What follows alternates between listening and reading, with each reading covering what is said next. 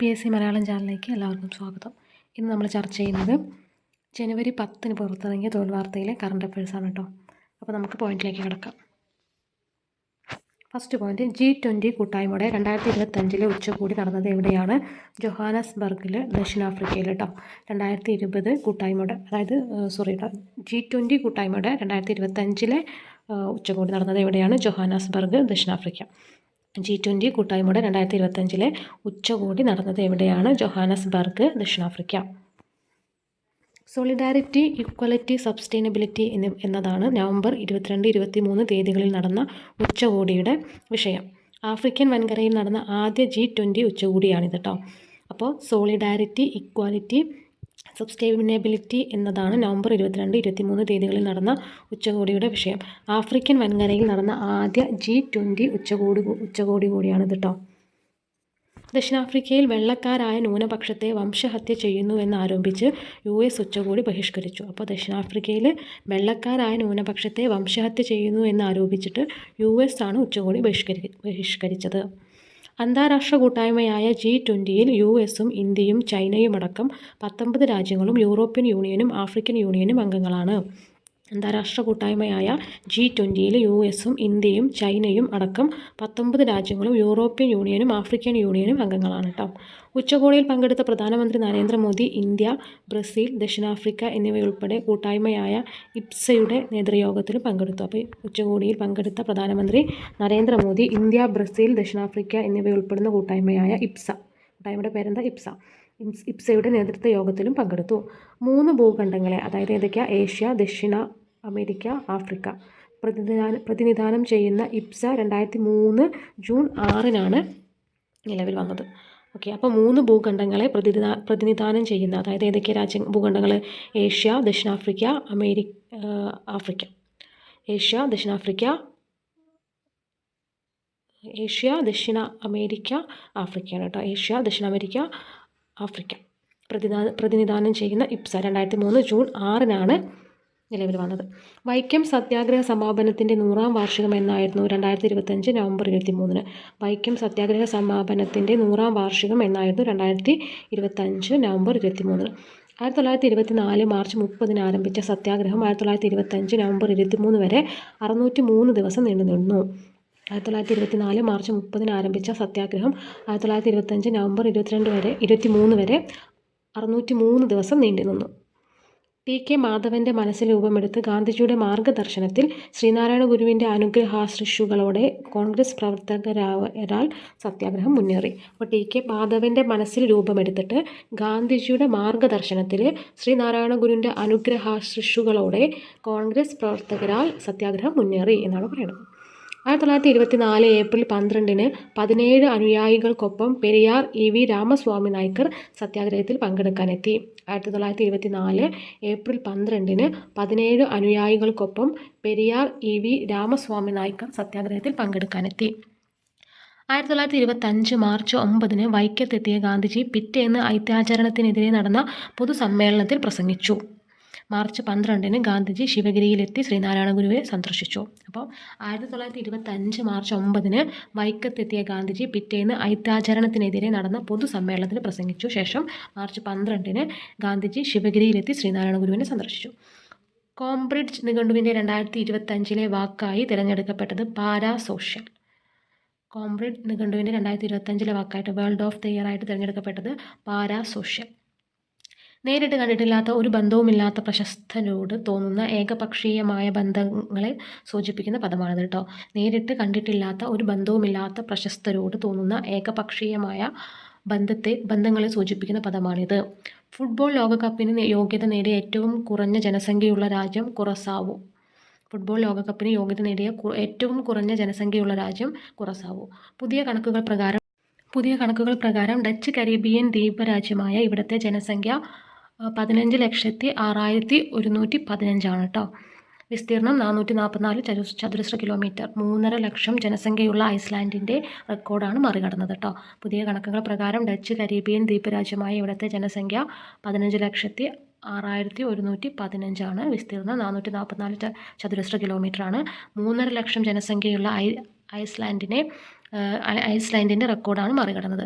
2026 June 11 മുതൽ July 19 വരെ USA, Canada, Mexico എന്നീ രാജ്യങ്ങളിലായാണ് ലോകകപ്പ് മത്സരങ്ങൾ നടക്കുന്നത്. 2026 ജൂൺ 11 മുതൽ ജൂലൈ 19 വരെ USA, കാനഡ, മെക്സിക്കോ എന്നീ രാജ്യങ്ങളിലായാണ് ലോകകപ്പ് മത്സരങ്ങൾ നടക്കുന്നത്. 2025 നവംബറിൽ നടന്ന ദുബായ് എയർ ഷോയിൽ വ്യോമാഭ്യാസത്തിനിടെ ഇന്ത്യൻ വ്യോമസേനയുടെ ഏത് യുദ്ധവിമാനമാണ് അപകടത്തിൽപ്പെട്ടത്? തേജസ്. 2025 നവംബറിൽ നടന്ന ദുബായ് എയർ ഷോയിൽ വ്യോമാഭ്യാസത്തിനിടെ ഇന്ത്യൻ വ്യോമസേനയുടെ ഏത് യുദ്ധവിമാനമാണ് അപകടത്തിൽപ്പെട്ടത്? തേജസ്. ഇന്ത്യ തദ്ദേശീയമായി നിർമ്മിച്ച ഈ ലഘു യുദ്ധവിമാനം 2016 വ്യോമസേനയുടെ ഭാഗമായത് കേട്ടോ. ഇന്ത്യ തദ്ദേശീയമായി നിർമ്മിച്ച ഈ ലഘു യുദ്ധവിമാനം 2016 വ്യോമസേനയുടെ ഭാഗമായത്. 2025 വിശ്വസുന്ദരി പട്ടം നേടിയത്, മിസ് യൂണിവേഴ്സ് നേടിയത് ഫാത്തിമ ബോഷ്. 2025 വിശ്വസുന്ദരി പട്ടം, അതായത് മിസ് യൂണിവേഴ്സ് നേടിയത് ഫാത്തിമ ബോഷ്. ഇനി ഇവിടെ ഒരു ബോക്സിൽ ഒരു പോയിന്റ് കൊടുത്തിട്ടുണ്ട്. നൂർ ഇനായത്ത് ഖാൻ രണ്ടാം ലോക മഹായുദ്ധകാലത്തെ നാസി അധിനിവേശത്തിനെതിരെ ഫ്രാൻസ് നടത്തിയ ചെറുത്തുനിൽപ്പിൽ വഹിച്ച പങ്ക് പരിഗണിച്ച് മൈസൂരുവിലെ ടിപ്പു സുൽത്താൻ്റെ പരമ്പരയിൽപ്പെട്ട ഒരു വനിതയെ ഫ്രാൻസ് അടുത്തിടെ തപാൽ മുദ്രയിലൂടെ ആദരിച്ചു. പേര് നൂർ ഇനായത്ത് ഖാൻ. ഓക്കെ, അതായത് രണ്ടാം ലോക മഹായുദ്ധകാലത്തെ നാസി അധിനിവേശത്തിനെതിരെ ഫ്രാൻസ് നടത്തിയ ചെറുത്തുനിൽപ്പിൽ വഹിച്ച പങ്ക് പരിഗണിച്ച് മൈസൂരുവിലെ ടിപ്പു സുൽത്താൻ്റെ പരമ്പരയിൽപ്പെട്ട ഒരു വനിതയെ ഫ്രാൻസ് അടുത്തിടെ തപാൽ മുദ്രയിലൂടെ ആദരിച്ചു. പേര് നൂർ ഇനായത്ത് ഖാൻ. ഇന്ത്യൻ സൂഫി വര്യൻ്റെ മകളായി 1914 മോസ്കോയിൽ ജനിച്ച നൂർ രണ്ടാം ലോകയുദ്ധകാലത്ത് ഹിറ്റ്ലർ ഫ്രാൻസ് കൈയടക്കിയപ്പോൾ കുടുംബത്തോടൊപ്പം ഇംഗ്ലണ്ടിലെത്തി. ബ്രിട്ടീഷ് ചാരസംഘടനയിൽ പ്രവർത്തിച്ചുകൊണ്ട് അധിനിവേശ ഫ്രാൻസിൽ നുഴഞ്ഞുകയറി. റേഡിയോ ഓപ്പറേറ്ററായി ജോലി ചെയ്തുകൊണ്ട് ബ്രിട്ടനും ഫ്രാൻസിനും വേണ്ടി പ്രവർത്തിച്ചു. നാസികൾ പിടികൂടി തടങ്കൽ പാളയത്തിൽ അടച്ചു. 1944 30-ാം വയസ്സിൽ വധിക്കപ്പെട്ടു. അപ്പോൾ ഇന്ത്യൻ സൂഫി വര്യൻ്റെ മകളായിട്ട് 1914 മോസ്കോയിൽ ജനിച്ച നൂർ രണ്ടാം ലോകയുദ്ധകാലത്ത് ഹിറ്റ്ലർ ഫ്രാൻസ് കൈയടക്കിയപ്പോൾ കുടുംബത്തോടൊപ്പം ഇംഗ്ലണ്ടിലെത്തി. ബ്രിട്ടീഷ് ചാരസംഘടനയിൽ പ്രവർത്തിച്ചുകൊണ്ട് അധിനിവേശ ഫ്രാൻസിൽ നുഴഞ്ഞുകയറി. റേഡിയോ ഓപ്പറേറ്ററായി ജോലി ചെയ്തുകൊണ്ട് ബ്രിട്ടനും ഫ്രാൻസിനും വേണ്ടിയിട്ട് പ്രവർത്തിച്ചു. നാസികൾ പിടികൂടി തടങ്കൽ പാളയത്തിൽ അടച്ചു. 1944 30-ാം വയസ്സിലാണ് അദ്ദേഹം വധിക്കപ്പെട്ടത്. ധീരതയ്ക്കുള്ള ആദരവായി ഫ്രാൻസ് റെസിസ്റ്റൻസ് മെഡലും പരമോന്നത സിവിലിയൻ ബഹുമതിയായ ക്വാഡഗറും നൽകി. ധീരതയ്ക്കുള്ള ആദരവായി ഫ്രാൻസ് റെസിസ്റ്റൻസ് മെഡലും പരമോന്നത സിവിലിയൻ ബഹുമതിയായ ക്വാഡഗറും നൽകി. ഓക്കെ, ഇനി നെക്സ്റ്റ് പോയിന്റ്. തായ്ലാൻഡിൽ നടന്ന 74-ാം വിശ്വസുന്ദരി മത്സരത്തിലാണ് മിസ് മെക്സിക്കോ കൂടിയായ ഫാത്തിമ 25 വയസ്സ് കേട്ടോ കിരീടം നേടിയത്. അതായത് നമ്മൾ നേരത്തെ പറഞ്ഞ പോയിന്റ് എന്തായിരുന്നു? 2025 വിശ്വസുന്ദരി പട്ടം മിസ് യൂണിവേഴ്സ് നേടിയത് ഫാത്തിമ ബോഷ് ആയിരുന്നു. തായ്ലാൻഡിൽ നടന്ന 74-ാം വിശ്വസുന്ദരി മത്സരത്തിലാണ് മിസ് മെക്സിക്കോ കൂടിയായ ഫാത്തിമ 25 വയസ്സാണ് കിരീടം നേടിയത്. പ്രവീണർ സിംഗ് തായ്ലാൻഡുകാരനാണ്. ഫസ്റ്റ് റണ്ണറപ്പും സ്റ്റെഫാനി അബസാലി വെനസ്വേല സെക്കൻഡ് റണ്ണറപ്പുമായിട്ടോ. അപ്പോൾ തായ്ലാൻഡിൽ നടന്ന മത്സരത്തിൽ 74-ാം വിശ്വസുന്ദരി മത്സരത്തിലാണ് മിസ് മെക്സിക്കോ കൂടിയായ ഫാത്തിമ 25 വയസ്സ് കിരീടം നേടിയത്. പ്രവീണർ സിംഗ് തായ്ലാൻഡുകാരിയാണ്. ഫസ്റ്റ് റണ്ണറപ്പായി. സ്റ്റെഫാനി അബസാലി വെനസ്വേല സെക്കൻഡ് റണ്ണറപ്പുമായി. ഇന്ത്യയെ പ്രതിനിധാനം ചെയ്ത മണിക വിശ്വകർമ്മയ്ക്ക് ആദ്യ 12-ൽ എത്താനായില്ല. രാജസ്ഥാൻകാരിയാണ് കേട്ടോ. അപ്പോൾ ഇന്ത്യയെ പ്രതിനിധാനം ചെയ്തുകൊണ്ട് മണിക വിശ്വകർമ്മയ്ക്ക് ആദ്യ 12-ൽ എത്താനായില്ല. രാജസ്ഥാൻകാരിയാണ് ഇദ്ദേഹം. ഇന്ത്യയുടെ എത്രാമത്തെ സുപ്രീം കോടതി ചീഫ് ജസ്റ്റിസായാണ് ജസ്റ്റിസ് സൂര്യകാന്ത് നവംബർ 24 ചുമതലയേറ്റത്? ജസ്റ്റിസ് സൂര്യകാന്ത് ഇദ്ദേഹമാണ് കേട്ടോ. 53-ാമത്. ഇന്ത്യയുടെ എത്രാമത്തെ സുപ്രീം കോടതി ചീഫ് ജസ്റ്റിസായാണ് ജസ്റ്റിസ് സൂര്യകാന്ത് നവംബർ 24 ചുമതലയേറ്റത്? 53-ാമത്. ഹരിയാനയിലെ ഹിസാർ സ്വദേശിയായ സൂര്യകാന്ത് 2018 ഹിമാചൽ പ്രദേശ് ഹൈക്കോടതി ചീഫ് ജസ്റ്റിസായി. 2019 മുതൽ സുപ്രീം കോടതി ജഡ്ജിയാണ്. 2027 ഫെബ്രുവരി 9 വിരമിക്കും. അപ്പോൾ ഹരിയാനയിലെ ഹിസാർ സ്വദേശിയായ സൂര്യകാന്ത് 2018 ഹിമാചൽ പ്രദേശ് ഹൈക്കോടതി ചീഫ് ജസ്റ്റിസായി. 2019 മുതൽ സുപ്രീം കോടതി ജഡ്ജിയാണ്. 2027 ഫെബ്രുവരി 9 അദ്ദേഹം വിരമിക്കുക. തിരുവിതാംകൂർ ദേവസ്വം ബോർഡ് പ്രസിഡന്റായി ചുമതലയേറ്റ മുൻ chief secretary K Jayakumar. Thiruvithamkoor Devaswom board പ്രസിഡന്റായി ചുമതലയേറ്റ മുൻ ചീഫ് സെക്രട്ടറി കെ ജയകുമാർ. കാഴ്ച പരിമിതരുടെ പ്രഥമ വനിതാ 2020 ക്രിക്കറ്റ് ലോകകപ്പിൽ ഇന്ത്യ വിജയിച്ചത് ആര് തോൽപ്പിച്ചുകൊണ്ടാണ്? നേപ്പാളിന് കേട്ടോ. കാഴ്ച പരിമിതരുടെ പ്രഥമ വനിതാ 2020 ക്രിക്കറ്റ് ലോകകപ്പിൽ ഇന്ത്യ വിജയിച്ചത് ആര് തോൽപ്പിച്ചുകൊണ്ടാണ്? നേപ്പാളിന്. കൊളംബോ, അതായത് ശ്രീലങ്കയിലാണ് മത്സരം നടന്നത്.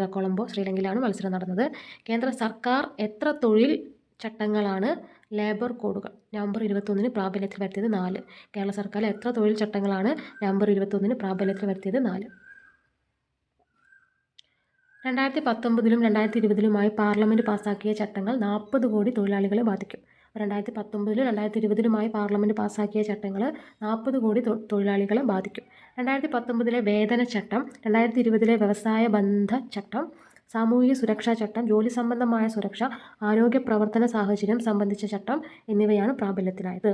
അതായത് 2019 വേതന ചട്ടം, 2020 വ്യവസായ ബന്ധ ചട്ടം, സാമൂഹിക സുരക്ഷാ ചട്ടം, ജോലി സംബന്ധമായ സുരക്ഷ, ആരോഗ്യ പ്രവർത്തന സാഹചര്യം സംബന്ധിച്ച ചട്ടം എന്നിവയാണ് പ്രാബല്യത്തിലായത്.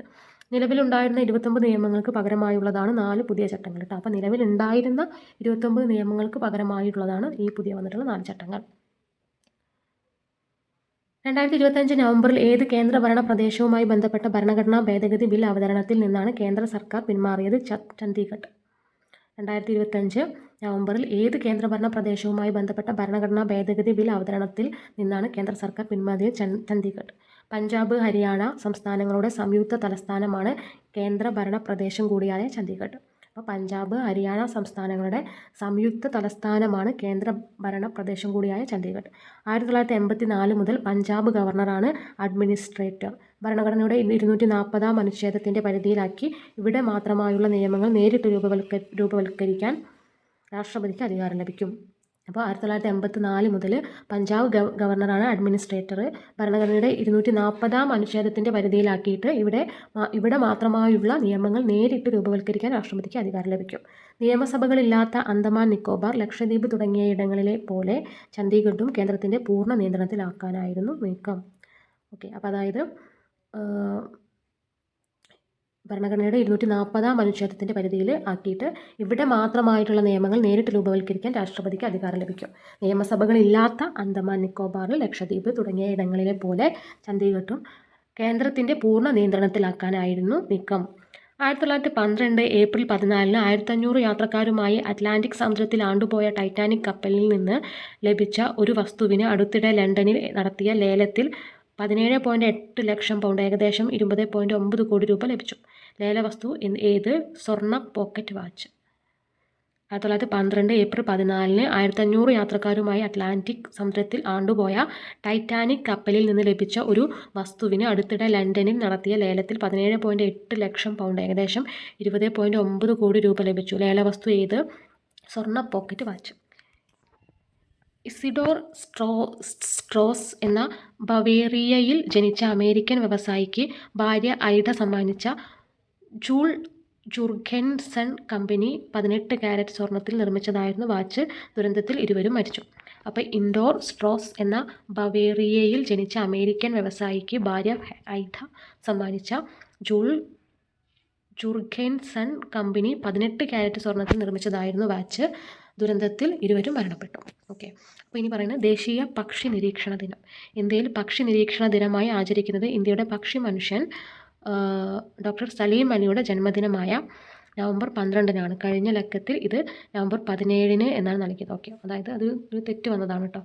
അതായത് ദേശീയ പക്ഷി നിരീക്ഷണ ദിനം എന്ന് പറയുന്നത് ഇന്ത്യയിൽ ദേശീയ പക്ഷി നിരീക്ഷണ ദിനമായി നാഷണൽ ബേർഡ് വാച്ചിങ് ഡേ ആയി ആചരിക്കുന്നത് ഇന്ത്യയുടെ പക്ഷി മനുഷ്യൻ birdman of India doctor Salim അലിയുടെ ജന്മദിനമായ നവംബർ 12 കേട്ടോ. അത് ഓർത്ത് വയ്ക്കുക, നവംബർ 12 കേട്ടോ. ഓക്കെ, അപ്പോൾ ഇത്രയും പോയിന്റുകളാണ് ഇന്നത്തെ വീഡിയോയിൽ നമ്മൾ ഉൾപ്പെടുത്തിയിട്ടുള്ളത്. അപ്പോൾ നിങ്ങൾക്ക് വീഡിയോ ഇഷ്ടപ്പെട്ടാൽ ലൈക്ക് ചെയ്യുക, ഷെയർ ചെയ്യുക, സബ്സ്ക്രൈബ് ചെയ്യുക. മാത്രമല്ല നിങ്ങളുടെ അഭിപ്രായങ്ങളും കൂടി അറിയിക്കുക കേട്ടോ. Thank you.